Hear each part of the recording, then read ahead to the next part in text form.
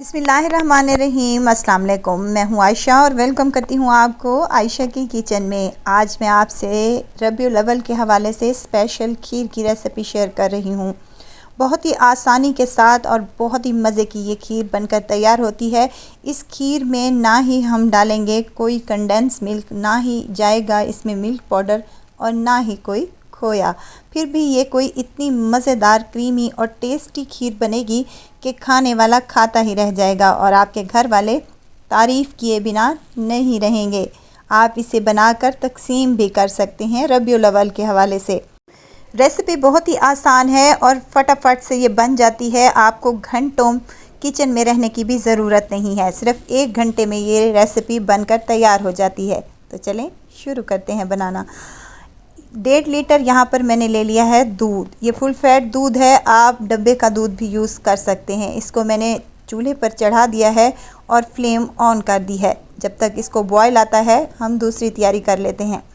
यहाँ पर मैंने ले लिए हैं टोटा चावल। ये तकरीबन 1 कप के बराबर हैं। आप कोई से भी चावल ले सकते हैं, इशू नहीं है, लेकिन अगर टोटा चावल से बनाएंगे तो ये बहुत ही टेस्टी बनेंगे। अब यहाँ मेरे पास हैं पापे हैं मेरे पास, जो आम रेगुलर चाय के साथ बच्चे शौक़ से खाते हैं। तो ये ले लिए हैं मैंने तकरीबन 5 अदद पापे, दरमियाने साइज़ के। अगर छोटे वाले हैं तो उनकी क्वांटिटी ज़्यादा कर लें। अब एक जूसर जग ले लिया है मैंने और उसमें शामिल कर रही हूँ चावल जो मैंने 1 घंटा पहले भिगो कर रख दिए थे। उनका पानी आप निकाल लें। यहाँ पापे तोड़ कर मैं डाल रही हूँ। तकरीबन मैंने 5 पापे इसमें शामिल कर दिए हैं। अच्छा, अगर आप रबीउल अव्वल के हवाले से नियाज़ के तौर पर बना रहे हैं और ज़्यादा क्वांटिटी में बना रहे हैं तो इसी रेशो को डबल कर लें। अब 1 गिलास या 1 कप के करीब मैंने इसमें दूध शामिल किया है और इसको अच्छे से चला लेंगे और इसका एक फ़ाइन सा पेस्ट तैयार कर लेंगे, कुछ इस तरीके से। ये मज़ेदार सा पेस्ट हमारा बनकर रेडी हो चुका है। ये एक मैजिक पेस्ट है जिसको डालेंगे तो हमारी खीर बहुत ही टेस्टी और बहुत ही मज़ेदार, यमी और क्रीमी बनेगी इंशाअल्लाह ताला। अब चलते हैं दूध की तरफ। माशाल्लाह दूध को अच्छा सा बॉयल आ चुका है और ऊपर से मलाई भी आना शुरू हो चुकी है। अच्छा, यहाँ पर मैं गाय वाला दूध इस्तेमाल कर रही हूँ। ये हल्का सा पतला होता है तो इसलिए मैं इसको 2 से 3 बॉयल आने दे रही हूँ। लेकिन आप टेट्रा पैक का या पैकेट वाला दूध यूज़ कर रहे हैं या भैंस का दूध यूज़ कर रहे हैं तो उसको बॉयल करने की ज़रूरत नहीं है।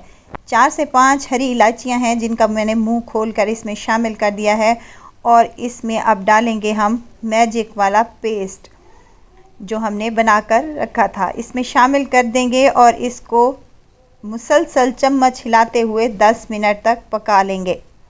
वीडियो स्टेज पर अगर आपको ज़रा सी भी अच्छी लग रही है तो लाइक करें, सब्सक्राइब करें और साथ में बेल आइकन के बटन को भी ज़रूर प्रेस कर दिया करें ताकि मेरी हर नई आने वाली वीडियो आप तक पहुंचती रहे। जैसे ही 10 मिनट हुए हैं इसको मुझे पकाते हुए और मुसलसल चम्मच हिलाते हुए, तो देखें हमारी खीर गाढ़ा होना शुरू हो चुकी है। इसी स्टेज पर हम इसमें चीनी शामिल करने लगी हूँ। चीनी मैंने यहाँ पर ½ कप के करीब डाली है। आप अपनी रिक्वायरमेंट और खीर के मुताबिक आप डाल लें। ½ कप मैंने यहाँ पर चीनी एक साइड पर रखी है, उसका इस्तेमाल इसी रेसिपी में करेंगे और बाद में करेंगे। खीर को पकते हुए 10 मिनट हो चुके हैं। कुछ ड्राई फ्रूट है मेरे पास, किशमिश, बादाम और नारियल क्रश की हुई है, ये इसमें शामिल कर दें और अच्छे से मिक्स कर लें। आप अपनी मर्ज़ी के मुताबिक जो आपको ड्राई फ्रूट पसंद हो वो आप डाल सकते हैं। यहाँ पर चीनी का मैंने ½ कप जो रख दिया था वो इस पैन में शामिल कर दें और हल्की आंच पर इसको अच्छे से पिघला लें। चीनी जब अच्छे से मेल्ट हो जाए और इस पर कलर आ जाए तो फ्लेम को हमने ऑफ़ कर देना है। ज़्यादा इस पर कलर नहीं आने देना वरना ये जल भी सकती है और जले हुए की स्मेल खीर में बहुत ही बुरी लगती है। अब जो चीनी हमने मेल्ट करके रखी थी वो इस खीर में डाल दें, अच्छे तरीके से मिक्स कर लें ताकि हमारी खीर बहुत ही क्रीमी और मज़ेदार बने। जैसे ही हमने खीर में ये मेल्ट की हुई चीनी शामिल की है और अच्छे से मिक्स करने लगे हैं तो देखें खीर का कलर कितना ज़बरदस्त सा आया है। जैसे मार्केट में से खीर मिलती है बिल्कुल ऐसे ही कलर आ चुका है। बहुत ही मज़ेदार सी और बहुत ही टेस्टी सी। अब इस स्टेज पर आप चीनी की मिक़दार चेक कर लें। अगर आपको चीनी कम लगती है तो आप इसमें और चीनी भी डाल सकते हैं। मज़ीद खीर को 10 मिनट तक मुसलसल चम्मच हिलाते हुए इसको पका लेना है। देखें बड़े बड़े से बबल्स आना शुरू हो चुके हैं खीर में, तो खीर हमारी पककर तैयार हो चुकी है। इसको सर्व करेंगे किसी मिट्टी के बर्तन में। गरम गरम ही सेट कर लें ताकि ये अच्छे से सेट हो जाए। बहुत ही मज़ेदार, बहुत ही क्रीमी और बहुत ही टेस्टी रेसिपी है। आई होप कि आपको आज की मेरी ये रेसिपी ज़रूर पसंद आई होगी। रेसिपी पसंद आए तो लाइक कर दीजिए और आयशा की किचन को सब्सक्राइब भी कर दीजिए। आप लोगों का बेहद शुक्रिया।